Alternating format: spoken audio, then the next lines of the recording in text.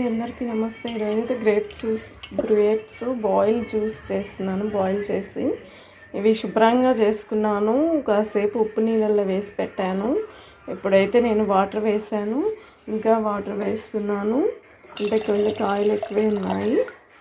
ఒక హాఫ్ చెంబు నీళ్ళు వేసుకోవచ్చు.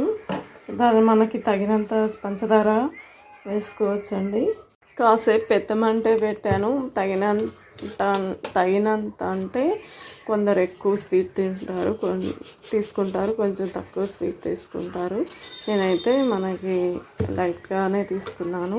షుగర్ పేషెంట్స్కి అయితే తాగకూడదండి. ఈ గ్రేప్స్లో ఎక్కువ షుగర్ పెరిగే అవకాశం ఉంటుంది. మళ్ళీ అంత తినకూడదనే చెప్పచ్చు. ఇవి బాగా మరగాలండి. బాగా మరిగిన తర్వాత సిమ్లో పెడతాను. ఇప్పుడైతే నేను పెద్ద మంటే పెట్టాను. నేను ఒక 3-4 వచ్చేలా వేసుకున్నాను. అంటే ఒక గ్లాస్ కాయలకి 3 గ్లాసులు వాటర్ వేసుకోవచ్చండి.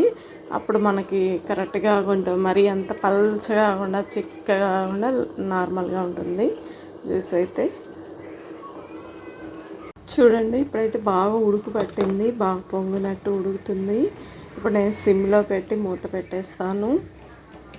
ఇంకా ఒక 10 మినిట్ అలా ఒక 5 నిమిషాలండి. ఆల్రెడీ ఉడికిపోయాయి కదా, కలర్ కూడా వాటర్లో బాగా వచ్చేస్తుంది. ఒక 5 మినిట్ అలా మూత పెట్టి ఉడికించుకుంటే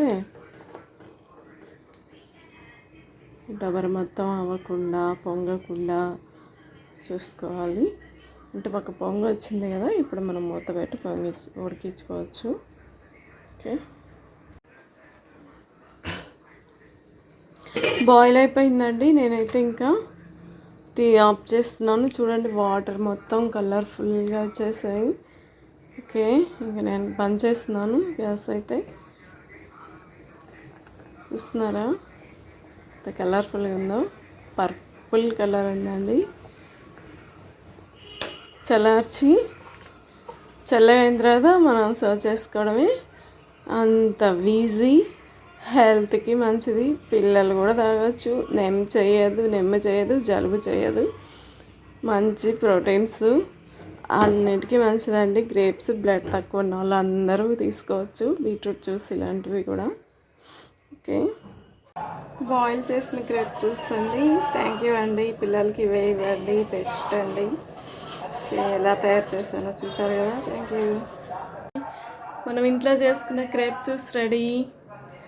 చాలా ఫ్రెష్గా, చాలా టేస్టీగా, హెల్తీగా.